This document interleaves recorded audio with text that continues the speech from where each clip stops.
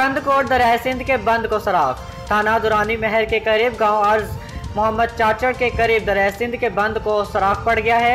मजीद तफसीलात जानते हैं रियाज अहमद की इस रिपोर्ट में।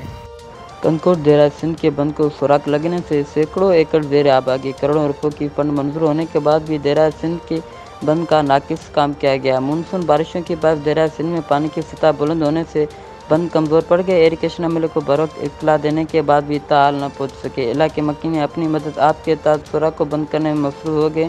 अगर बंद को बरवक्त सुराख बंद न किया गया तो मज़ीद नुकसान होने का खतरा है।